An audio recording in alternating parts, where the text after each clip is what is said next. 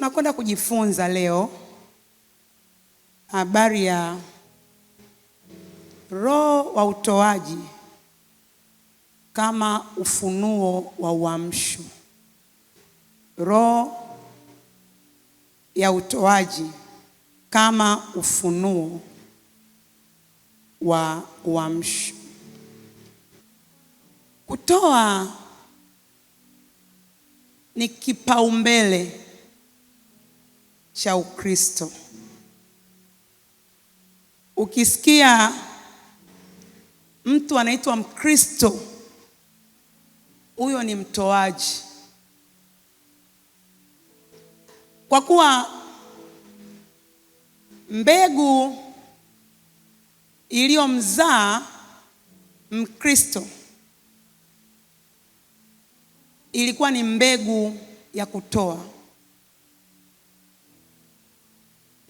Ukumbuke lile pendo ambalo ndio chanzo cha wokovu wetu lilikuwa limelenga kutoa, na kule kutoa ndiko kuliko leta kupatikana kwangu.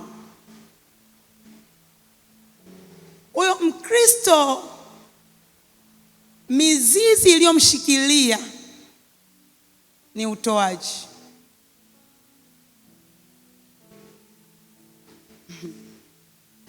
Tunapozungumzia utoaji, ni siri ya kimaajabu kwenye ulimwengu wa roho.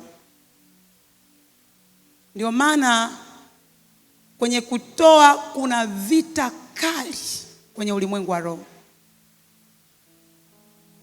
Kutoa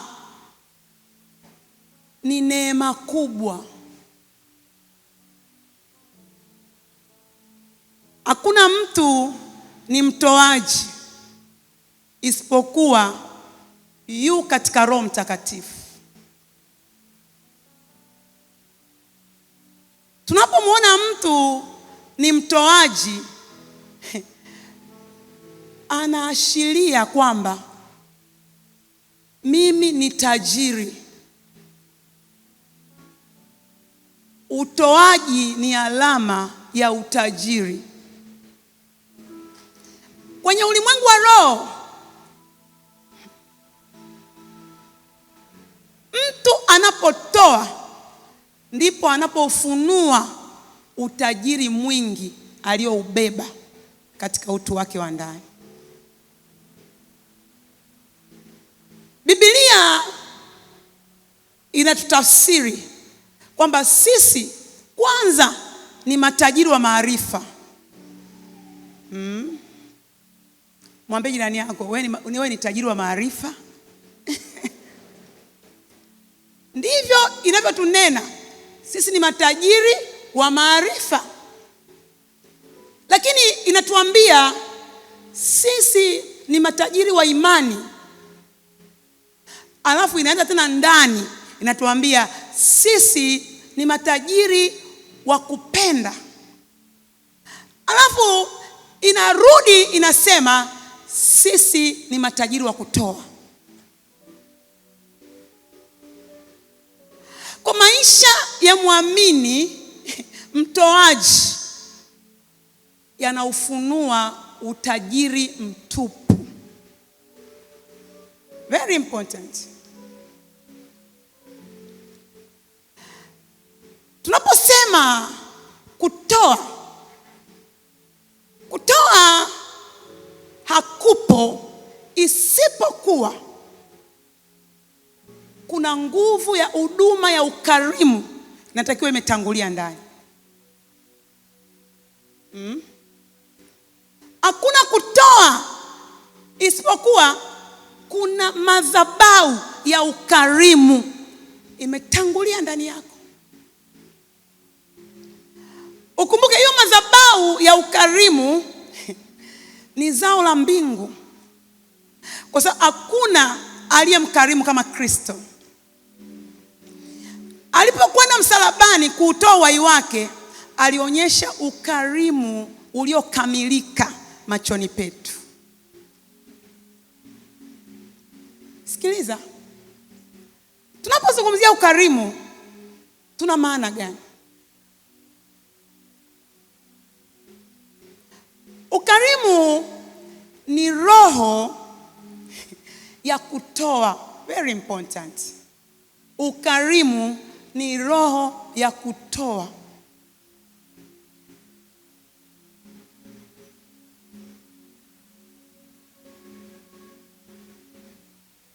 Tunapokuwa sisi kwa sisi, tunaanza kutambuana. Fulani ni mkarimu, fulani ni mkarimu, fulani ni mkarimu. Lakini ukiangalia nyuma ya boksi, wanachozungumzia ukarimu ni utoaji wake. Mtu haitwi mkarimu kwa kutoa mara moja. Ukiona mtu anatambulishwa mkarimu, anatoa na kutoa na kutoa na kutoa na kutoa na kutoa. Yamkini mchana wa leo umekaa na mkarimu pembeni yako. Haleluya. Nataka umsherekee huyo mkarimu hapo.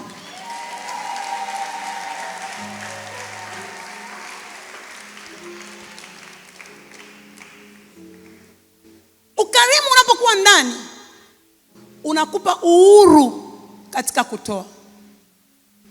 Unakuwa na uhuru wa kutoa. Yaani hakuna kinachoweza kukuzuia. Yawe ni mazingira, iwe ni historia, yawe ni maneno, iwe ni nini unacho na nini hauna. Ukarimu ni ukarimu.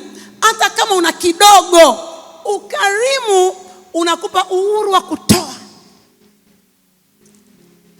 Huyu mkarimu anapotoa, anatoa kwa uhuru, bila ndani kunung'unika wala kujisikia kuchoka au kukata tamaa, kujiona ni mimi tu natoa, ni mimi natoa.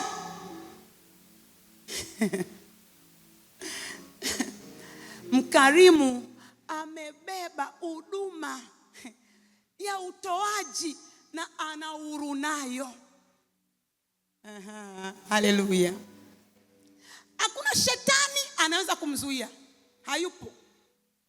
Hakuna mazingira yanaweza kumzuia, hayapo. Utamwona mkarimu ana uhuru wa kutoa kiwango ambacho hata kama ana kidogo atakiachilia.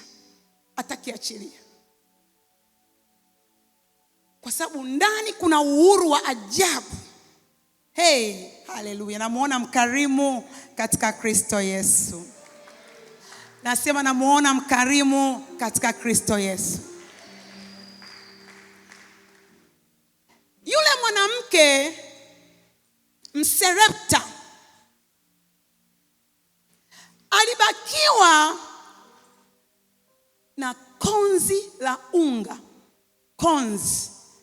Konzi ina maana kitu kinachojaa kwenye mkono, ndio kinaitwa konzi. Akabakiwa na chupa ya mafuta. Ndio vilikuwa vitu vya mwisho alivyonavyo hapa duniani. Sasa ilikuwa tu apike hivyo, ale cha mwisho, afe. Lakini huduma ya ukarimu ilimpa uhuru wa kutoa. Alipokuja nabii akamwambia, nipikie kwanza mimi nile. Alimuonyesha alichonacho, akamwambia pika kwanza mimi nile. Yule mwanamke aliingia jikoni, akapika, akampelekea mtumishi wa Mungu. Hiyo inaonyesha uhuru wa kutoa. Na alipompa mtumishi wa Mungu, yeye alibakia tu na neno. Neno linamwambia, kapu lako la unga halitapungua, wala chupa yako ya mafuta haitaisha. Alipouingiza uhuru wa kutoa, lile neno likafanikiwa kwenye maisha yake. Yule mwanamke kila alipoenda kuchota, inarudi level. Kila akichota inarudi level. Kila akichota akampa na mwingine, inarudi level. Kila akichota akawapa wana kijiji, inarudi level. Kila akichota akapeleka, inarudi level. My God, namuona mkarimu mahali hapa katika Kristo Yesu. Hey! Yule mwanamke mjane, wakati Yesu amesimama mbele ya sanduku, ukisoma mwenyewe Marko 12:43, amesimama mbele ya sanduku. Sasa anawaangalia watu wanavyoleta sadaka zao. Mwambie jirani yako, hivi wewe unaletaje sadaka zako?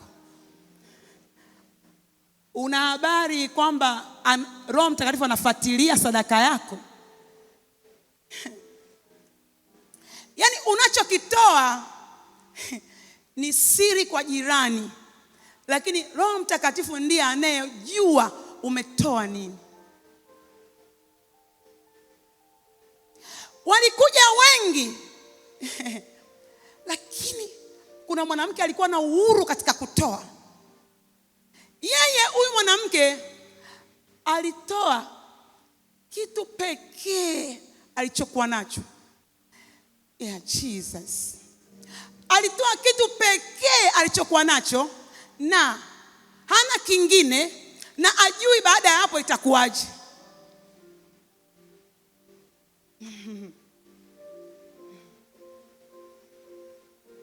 Mwambie jirani yako, unahitaji roho ya ukarimu, kwa kuwa hiyo ndio ulioumbiwa. Roho ya ukarimu inalipa. Wewe jaribu kwa mwezi mmoja kuwa mkarimu, maisha yako yatabadilika.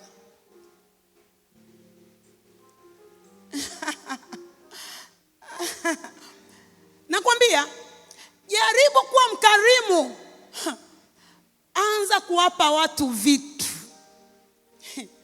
Katika uhuru wa ndani utaanza kuona hata tafsiri yao kwako inabadilika. Hata mtazamo wao kwako inabadilika. Hata wewe unavyokuongelea itakuwa tofauti. Hata kuna namna wataanza kukuheshimu. Hata kuna namna wataanza kujipendekeza. God.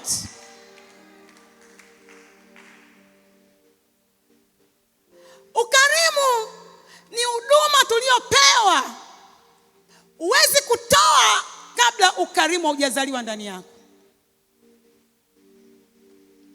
Huyu mwanamke mjane, Biblia inamzungumzia kwa sababu alichokifanya akufanywa na mwingine yoyote. Wengine walipokuja walimletea Yesu vile ambavyo hawavihitaji. Walimletea Yesu vile ambavyo ni vya ziada. My God.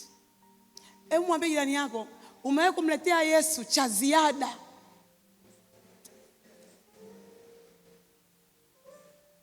Kile ambacho hata wewe ukihitaji.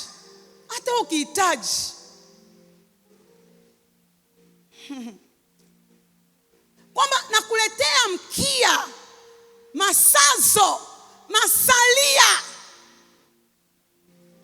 vitu ambavyo havina thamani, havina nguvu. Jehova, sema kwa jina la Yesu, mimi ni mkarimu. Viwango vyangu vya kutoa vitastua mbingu. Sema vizuri, viwango vyangu vya kutoa vitastua mbingu. Ukarimu maana yake ya pili ni mikono iliyo wazi. Mikono iliyo wazi.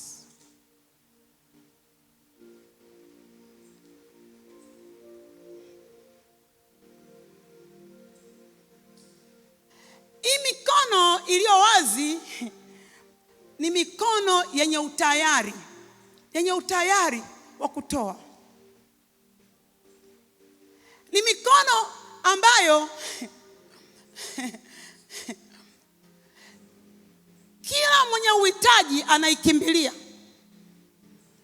Kwa sababu anajua nikienda kwa huyu sitoki mtupu. Jehova.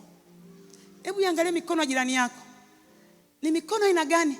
Kwa sababu kuna mikono iliyojikunja kama mikono ya korosho, alafu kuna mikono iliyokunjuka. Hebu icheki mikono ya jirani yako.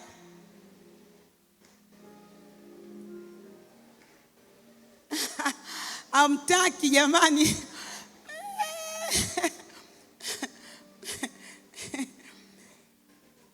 Sikiliza. Ukarimu ni moyo mpana. Ni moyo mpana katika utoaji. Ukarimu ni moyo mpana katika utoaji. Maana katika kutoa huwa ni moyo. Moyo ndio unahusika. Very important. Nifuate makini sana. Hakuna kumalizia muda so mrefu. Katika kutoa moyo ndio unaohusika. Of course, sio mikono inayotoa, mikono inatekeleza. Lakini kinachotoa ni moyo.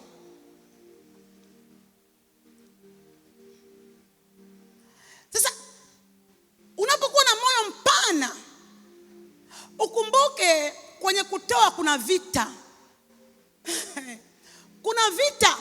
Utaanza kusikia sauti nakwambia usitoe. Usitoe 10,000, usitoe. Toa 1,000. Toa 1,000. Nyingine nakwambia toa 10,000. Utakula nini? Toa 100. Toa 1,000. Toa 1,000. Nauli utatoa wapi? Utatoa wapi? Ukumbuke pia kuna Jumatatu, Jumanne. Una mpango gani? Kuna vita, mapambano, magomvi humu ndani yanaendelea. Sauti ni nyingi. Ili tu ufike mahali utoe kinyonge na kile kilicho kizima, kilicho kamili kiwe kwa ajili yako. Lakini mwenye moyo mpana katika mashindano yote, katika vita yote ya kutoa, mwenye moyo mpana huwa anashinda. My God. Sikiliza. Kulikuwa na mtu anaitwa Ibrahim, baba yetu wa imani. Mungu alikuja kwake akamwambia, Ibrahim, mtoe mwanao wa pekee Isaka umpendaye awe dhabihu ya kuteketezwa juu ya mlima Moria. Sikiliza. Ilipofika asubuhi, Ibrahim alikusanya sadaka, kawakusanya wafanyakazi, kachukua kisu, kachukua kamba, wakaelekea mlimani. Vita zote zilizokuwa zinaendelea ndani yake hazikuongelewa kwa sababu alizishinda. Vita zote zinazokuambia rudi, mtoto wako huyu akifa je, itakuwaje? Haiwezekani, umemsubiri miaka yote, lakini sasa hivi hiyo sauti sio ya Mungu. Mungu hawezi kuambia mtoe.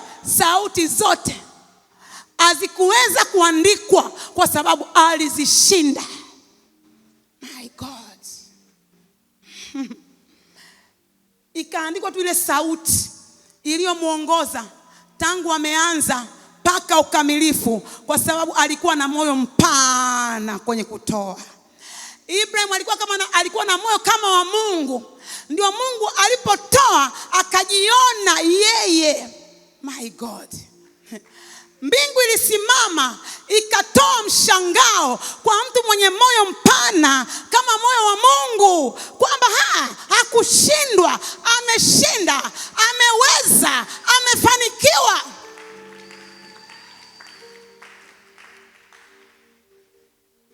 My God.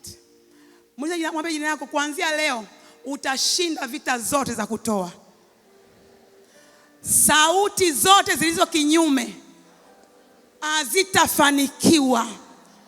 Anachokitaka Baba, hicho kitasimama katika jina la Yesu. Mpe Mungu makofi na sifa. Ukarimu ni ile hali ya kuwa bila ubinafsi.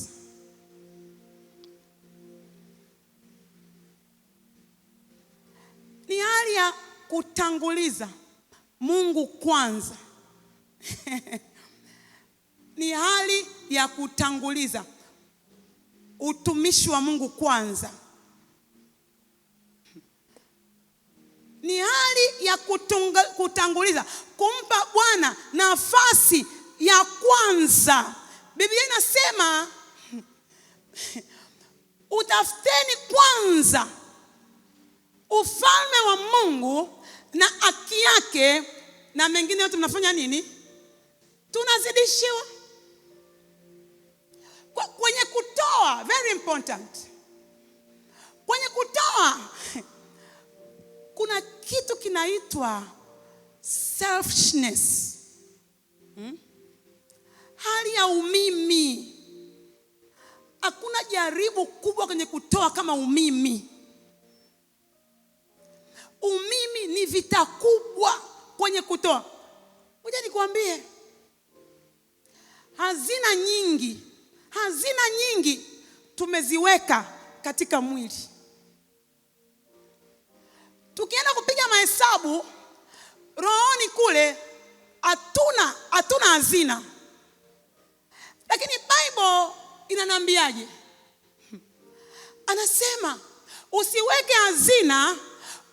hazina duniani, yaani katika mwili ambako nondo na kutu vinakula. Weka hazina zako mbinguni, mahali ambapo hakuna nondo, hakuna kutu, hakuna mwivi. Anasema hazina zako zilipo, ndipo na moyo wako unafanya nini? Unapokuwepo. Kwa hiyo kuna kitu ambacho kinatusaidia kuhama katika concentration ya mambo ya mwilini, na tukapata concentration ya ulimwengu wa kiungu, na hiyo kitu inatokea kwenye madhabahu ya kutoa. Wewe niseme, mtu, let's say kuna hela zako umeziweka uvunguni mwa kitanda. Milioni 300 umeweka uvunguni mwa kitanda. Mimi nakwambia, wewe hata bila kujielewa utakuta moyo wako kila saa, moyo wako unavutwa, moyo wako kila saa, yani hata hujapanga, kuna connection. Kwa sababu hazina ndo ziko hapo. Sikiliza, lazima tufike mahali tujitajirishe katika Mungu, tuwekeze ndani ya Mungu, tuwe matajiri katika Mungu, tutoe hazina ziwe katika ulimwengu wa roho. Unaweza kuonekana hapa duniani tajiri, alafu kwenye ulimwengu wa roho uonekane kama tajiri. Hela zako zote zinaishia kwenye magauni,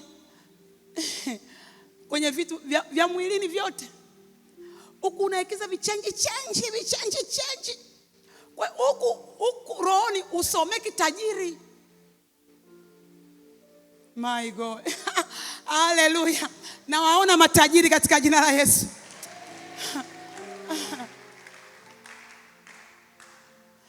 Wewe jikumbuke, tangu mwaka 25 umeweka hazina ngapi kwa Kristo? Wewe fuatilia utoaji wako, fuatilia utoaji wako. Mizani inaelemea katika mwili. Mimi nakwambia, unaweza ukawa na 500,000 lakini bado ukamtolea Mungu 2,000, na ukaenda dukani ukanunua gauni la 200,000. Kwa nini? Mwili unadanganya. Unataka ubinafsi. Mimi kwanza. Leo mimi na upigwe katika jina la Yesu. Cha kwanza lazima kiwe cha kwanza. Tuwe matajiri wa ufalme. Haleluya. Yaani tukijiangalia kwenye ulimwengu wa roho, sisi ni matajiri. Angalia uwekezaji wako pale. Ndio moyo wako wote unavutwa kwa Kristo. Moyo wako unakuwa na imani kwa Kristo. Moyo wako unamtegemea Bwana. Moyo wako unamngoja Bwana, kwa sababu ndiko hazina zako ziliko.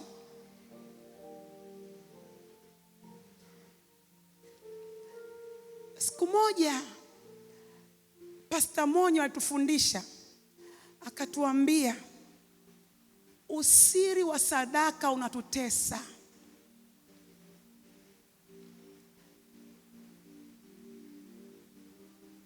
Kama sisi tumekaa hapa mbele hapa. Haleluya, watu wa mbele. Haleluya, watu wa mbele. Ukikaa mbele lazima uwe na mpango. Mbele akae kila mtu. Kwa sababu ukikaa hapa mbele unaathiri wote kule nyuma. Jesus. Yaani ukizimisha hapa, wale wote wanazimishwa kule. Ukikaa kuwa na haleluya, kuwa mkakati.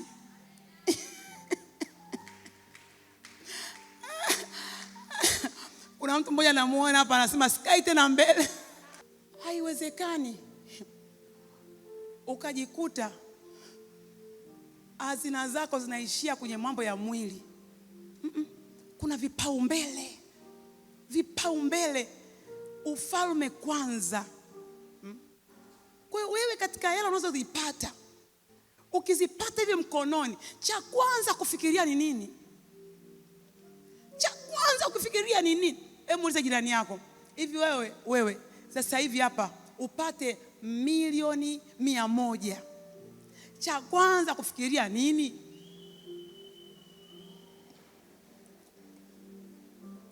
Asemaje? Gari, nyumba au pamba kali?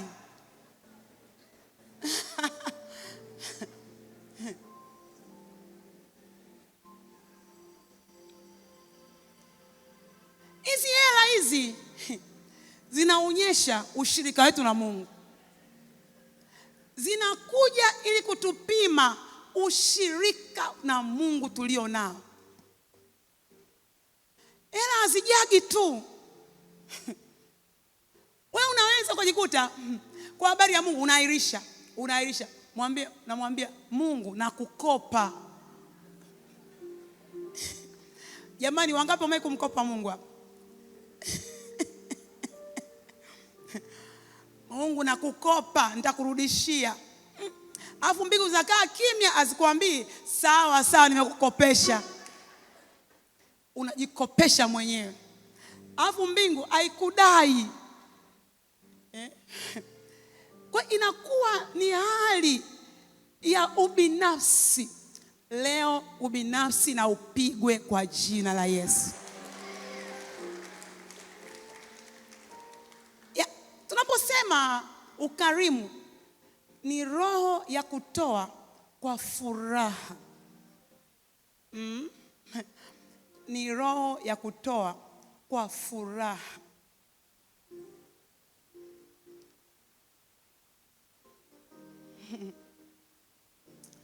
Mimi nakumbuka nilipoacha kazi,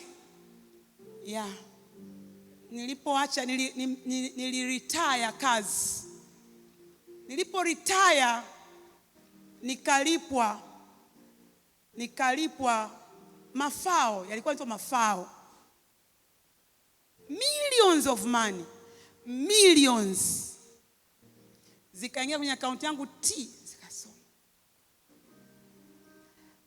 Nilikuwa simjui Mungu hivi, lakini I don't know what happened. Kwa sababu mimi sikujiwaza. Ile hela yangu yote, 98% ya hela yangu nilimtoleaga Mungu, ya mafao.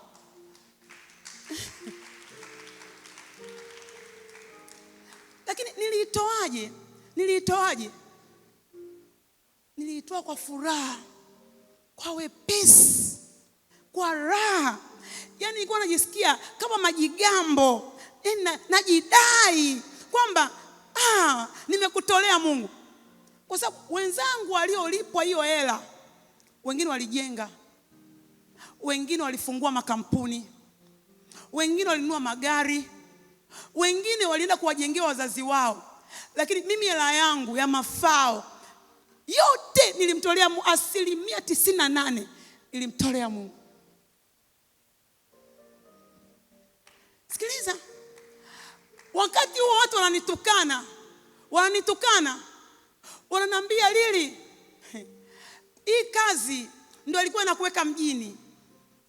Hii kazi kwa sababu imeisha, Lili, tutakuona hapa mjini, una vumbi paka hapa.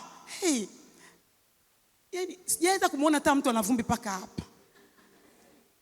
Ila mimi waliamua kuniambia maneno ya kunitisha kwamba utakuona una vumbi paka hapa. Lakini mimi nikasema, ikiwa Bwana ndo msingi wangu, ikiwa Bwana ndiye nimemtanguliza, nimempa nafasi ya kwanza, vumbi paka hapa sitaliona.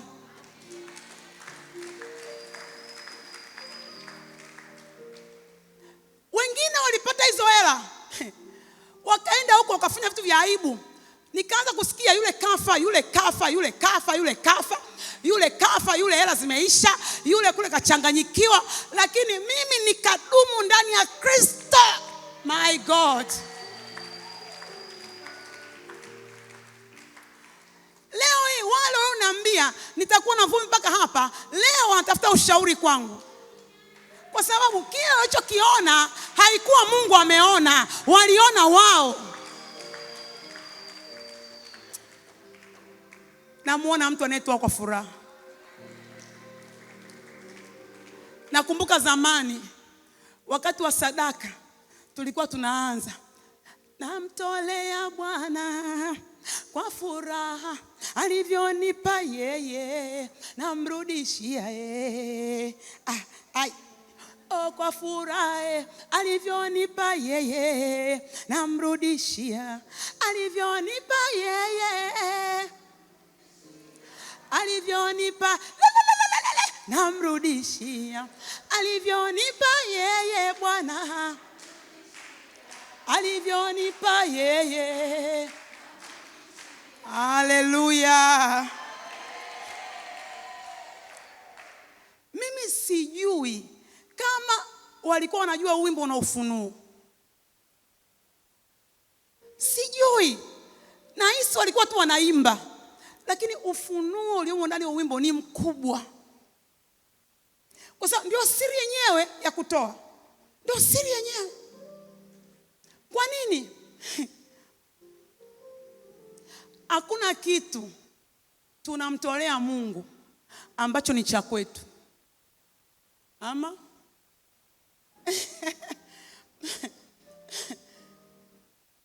Nakwambia, hakuna kitu tunamtolea Mungu ambacho ni cha kwetu. Hata hivi tulivyonavyo ni vya kwake. Umevipata wapi? Kama kama sio yeye aliyekupa akili, kama sio yeye aliyekupa nguvu, kama sio yeye aliyekuamsha, kama sio yeye aliyekupa kupambanua, kama sio yeye aliyekupa ujasiri, kama sio yeye aliyekupa macho, aliyekupa mikono, aliyekupa miguu, Jehova. Uhai wake aliotupa ndio huu anauachilia ili yeye atupe kupata tunaoyapata kwa neema. Ni kwa neema. Ni yeye anatusaidia kupata. Hamna mtu anapata kwa sababu ana nguvu. Tunapata kwa sababu ya msaada wake. Haleluya. Mwambie jirani yako, mimi ni mkarimu.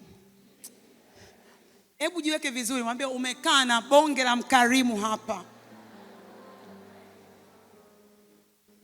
Tutasoma maandiko. Mambo ya Nyakati wa kwanza 29 mstari wa 3. Mambo ya Nyakati wa kwanza sura ya 29 mstari wa 3. Mstari wa 3. Tutasoma hapo. Moja, tusome. Nami tena kwa kuwa nimeiwekea nyumba ya Mungu wangu shauku yangu, nami ninayo hazina yangu mwenyewe ya dhahabu na fedha, naitoa kwa ajili ya nyumba ya Mungu wangu. Ndiyo. Zaidi ya hiyo akiba niliyoiwekea tayari nyumba takatifu, yaani talanta 3,000 za dhahabu ya Ofiri, na talanta 7,000 za fedha iliyosafika ya kuzifunikiza kuta za nyumba. Tuendelee. Ya dhahabu kwa vitu vya dhahabu, na ya fedha kwa vitu vya fedha, na kwa kazi za kila namna zitakazofanywa kwa mikono ya mafundi. Ni nani basi ajitoae kwa moyo ili ajiweke wakfu leo kwa Bwana? Asoma mstari wa 9. Mstari wa 9. Ndipo hao watu wakafurahi kwa sababu wametoa kwa hiari yao wenyewe, kwa sababu ya ukamilifu wa moyo, kwa hiari yao wenyewe wamemtolea Bwana. Mfalme Daudi naye akafurahi kwa furaha kuu. Bwana asifiwe. Kwa hiyo hawa watu walitoa vitu vya thamani. Walitoa vitu ghali, vitu ambavyo vina nguvu hata juu ya maisha yao. Lakini angalia attitude, walitoa kwa furaha. Na baada ya kutoa tena wakaendelea kufurahi. Haleluya.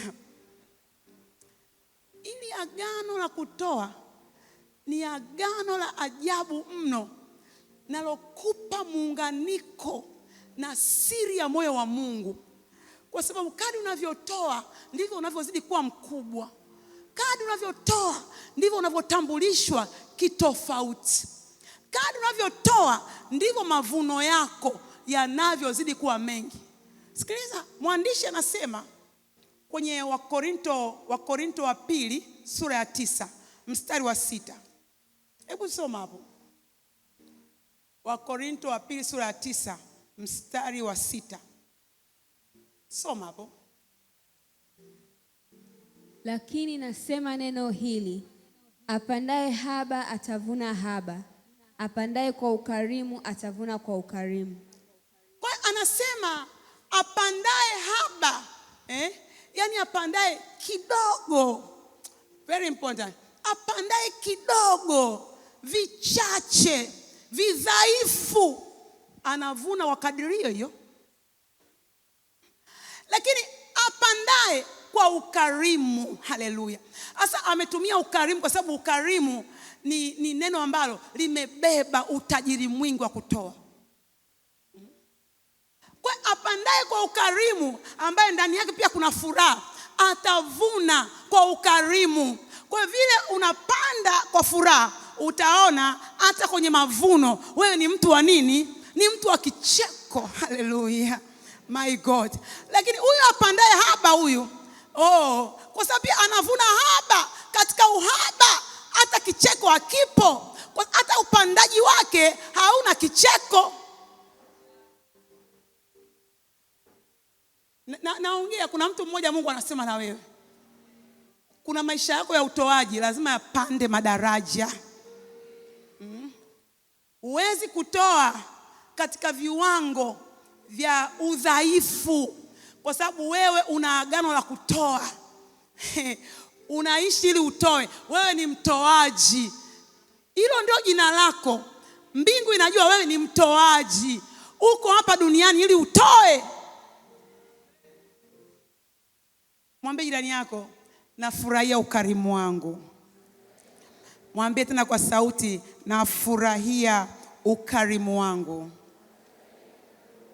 Ukarimu huwa unazalisha wazo la kutoa. Ukarimu huwa unazalisha wazo la kutoa.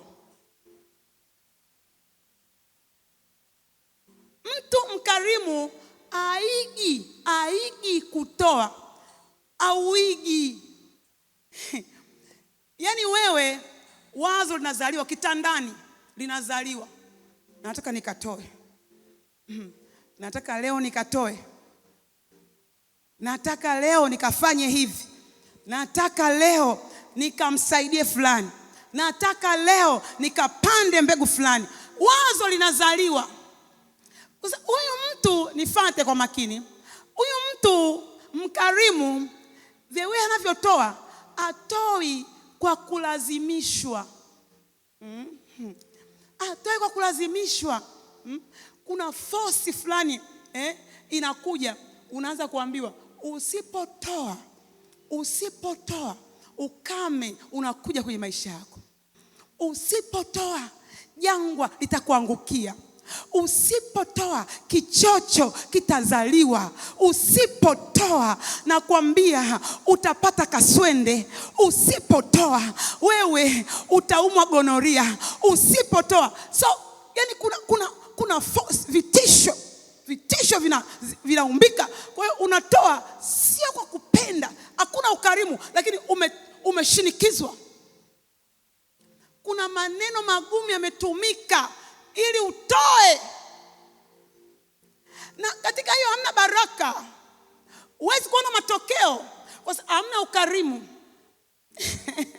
Sema kwa jina la Yesu, sitalazimishwa kutoa. Maana mimi mwenyewe naishi kutoa. Mawazo ya kutoa yatazaliwa kila siku kutoka ndani yangu. Nataka uelewe, mtu huyu anayeona mawazo ya kutoa yanazaliwa, huyu mtu hawezi kuzuilika. Hawezi kuzuilika. Kwa sababu wazo likija anachukua hatua. Wazo likija anatekeleza. Kwa huyu hahitaji force ya nje, kwa sababu yeye kutoa kwake ni asili. Ni natural way, ni asili. Ameungwa na neema ya kutoa. Ndivyo ninavyokuona sasa katika jina la Yesu. Unapoona ukarimu unakupa, yes. Ukarimu ukupa kutoa kwa uwezo wako na zaidi ya uwezo wako. Ukarimu ukupa kutoa kwa uwezo wako na zaidi ya uwezo wako.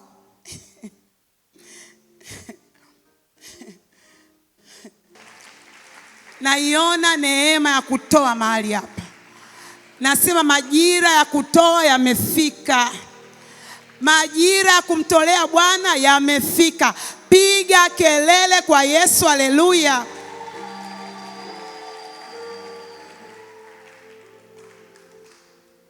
Wiki hii somo langu ni refu, siwezi kumaliza. Muda wetu ni mbaya. Wiki hii unahitaji kufanya tendo jema kwa mtu mmoja.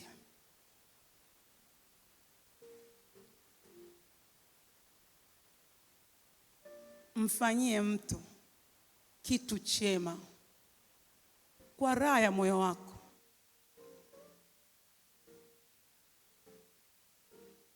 Kama utamnunulia mboga, utajua wewe. Kama utamvika, kama utampa sabuni, kama utamnunulia umeme, kama utamlipia kodi ya nyumba, utamlipia bili ya maji, utampa hela, wewe na Roho wako Mtakatifu utajua. Lakini ni wiki ya kutoa. Jesus. Sikiliza, unaweza ukampa mtu kipande cha sabuni akamuona Mungu. Kipande cha sabuni 200 akamuona Yesu. Wewe unaweza ukaona hujafanya kitu, lakini umegusa paka utumbo, sakafu ya moyo.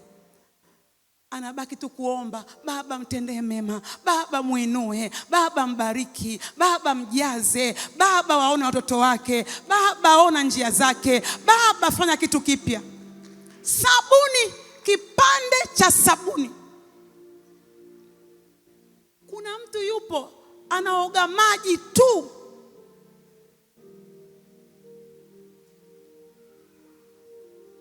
atamjua Kristo wako anavyoishi.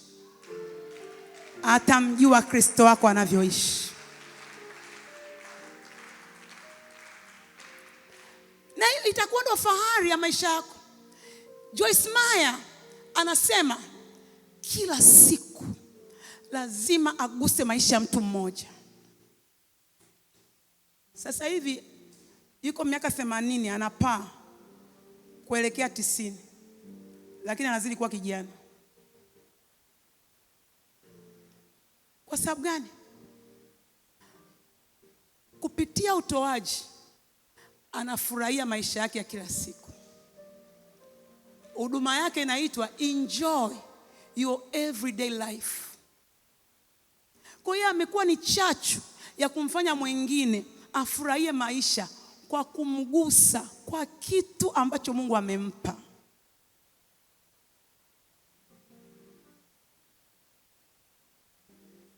Kitu cha pili unachokwenda kufanya, jali maisha ya wazazi wako. Fanya kitu ya wazazi wa nyama. Fanya kitu. Kama hawapo, hebu fanya kitu kwa mtu ambaye hata alihusika kukulea.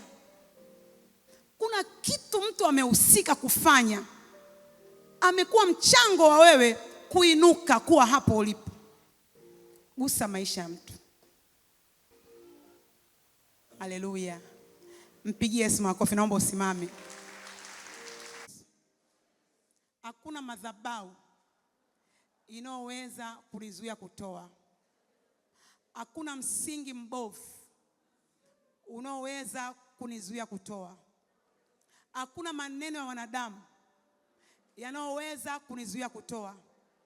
Hakuna mfumo wowote kwenye ulimwengu wa roho wala wa mwili unaoweza kunizuia kutoa. Ninakataa kuwa mdogo kwenye hii neema ya kutoa. Ninakataa visababu vinavyoniinukia kwenye neema ya kutoa. Kila vita inayosimama kwenye utoaji wangu leo ninaiangusha. Leo ninaiangusha. Kila malango yanayoniinukia kwamba nisitoe, leo nayakataa kwa jina la Yesu.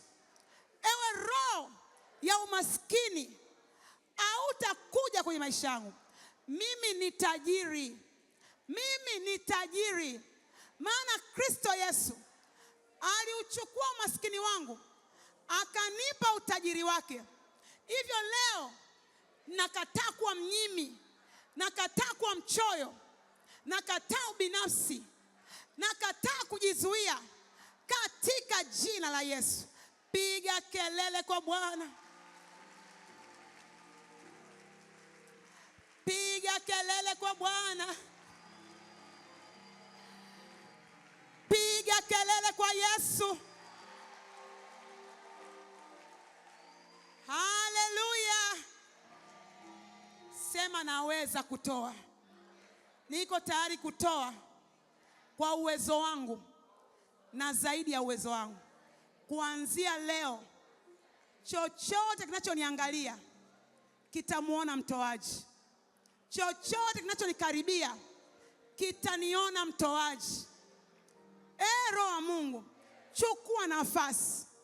Ulivyo mtoaji ndivyo nilivyo mtoaji hapa duniani.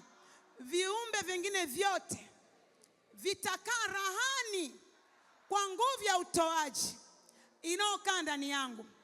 Roho wa Mungu, mimi ni tumaini la vizazi vingi. Mimi ni sababu ya kuinuka kwa wengi. Ausemi, nataka useme juu ya sauti yako. Nataka useme haleluya. Hebu mshangilie Roho Mtakatifu kwanza.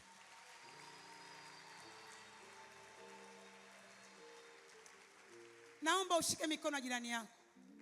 Nataka umpande kwenye huduma ya ukarimu. Mwachilie kwenye mafuta ya ukarimu. Zalisha zao la ukarimu ndani yake. Mfunue kwenye ukarimu. Anza kumwombea. Anza kuombea hiyo neema. Itaje hiyo neema. Ifunue, anza kusema. Omba kwa mzigo. Omba kwa sauti. Shindana vita yake. Shindana kila roho inayomzuia kutoa. Ondoa agano la kutokutoa. Ondoa agano la kutokutoa. Livunje hilo agano. Jehova sana. Ni wewe wa kuabudiwa. Ni wewe.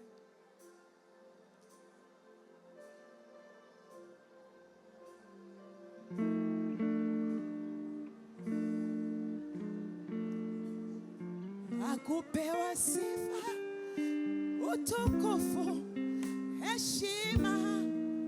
Ni wewe mwenye nguvu, mwenye nguvu. Akupewa sifa,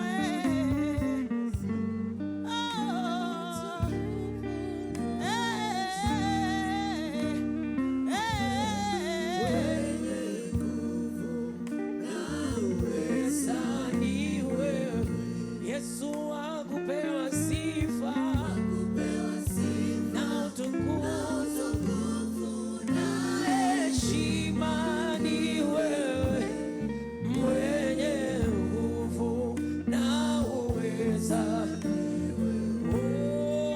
Akupewa sifa, na utukufu na heshima. Ni mwenye nguvu na uweza. Yesu Bwana wakupewa sifa, na utukufu na heshima.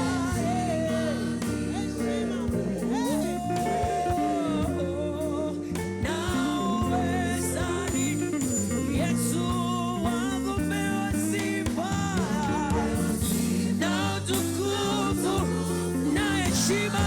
Ni wewe, ni wewe, ni wewe, ni wewe. Yesu wewe wakupewa sifa, na utukufu na wewe na heshima. Ni wewe mwenye nguvu na uweza. Wewe wakupewa sifa.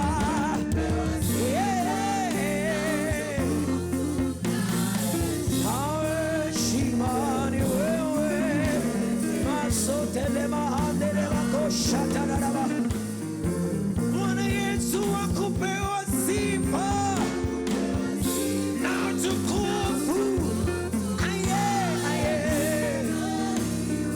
Ni wewe Bwana, ni wewe Yesu. Yesu wakupewa sifa. Heshima ni zako Bwana, na heshima ni zako Bwana.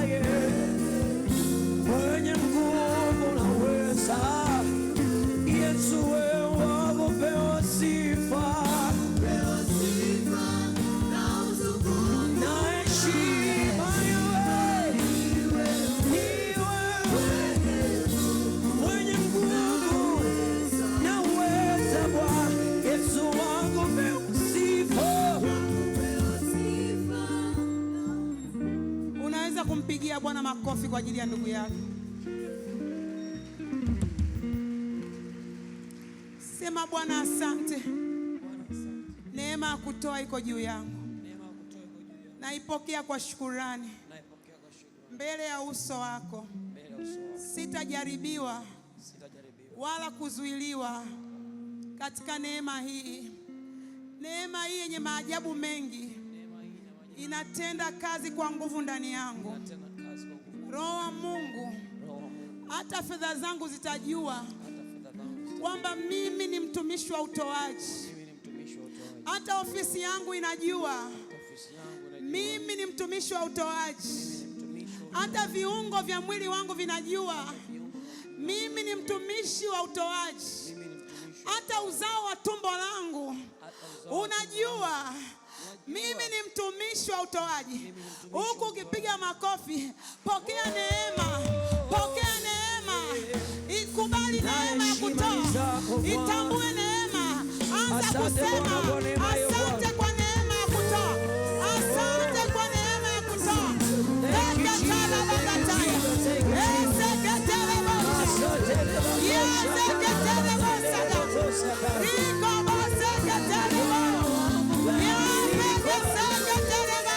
Asante Bwana kwa neema ya utoaji na yangu.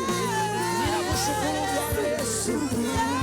Asante Yahweh, asante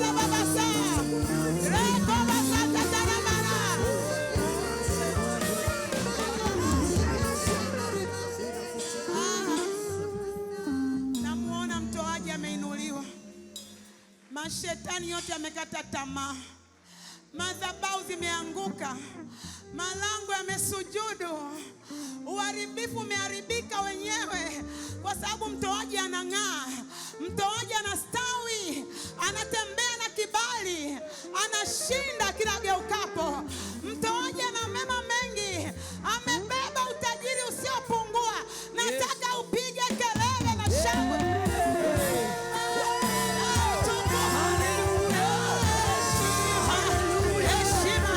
Heshima, heshima, heshima, heshima, heshima. Bwana wakupewa sifa na utukufu na heshima. Ni wewe na uweza. Yesu wakupewa sifa na utukufu. Yesu ni wewe Yahweh, mwenye nguvu, ni wewe.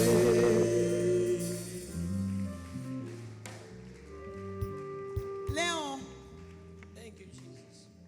natambulisha huduma ya utoaji, na nitakupa bahasha. Hiyo bahasha itafunua hiyo neema ya utoaji, na tunapoanza kutenda kazi katika hii neema, tutatoa zaidi ya uwezo wetu.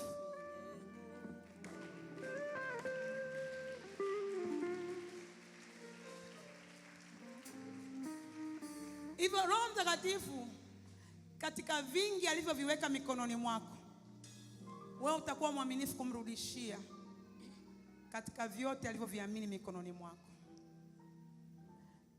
Chochote atakachokuambia utamletea kwa ajili ya manufaa ya ufalme wake. Kwa hiyo atakachokusemesha, kiwe ni kiwanja, kiwe ni gari, hakuna kilicho kikubwa kinachoweza kukufanya wewe usimpe Roho Mtakatifu. Hakuna kitu kikubwa zaidi ya yeye. Kama yeye alitoa kile ambacho ni yeye mwenyewe, akuona kingine cha kufanania kutoa ili kuonyesha thamani yako, na wewe utamrudishia utukufu. Haleluya.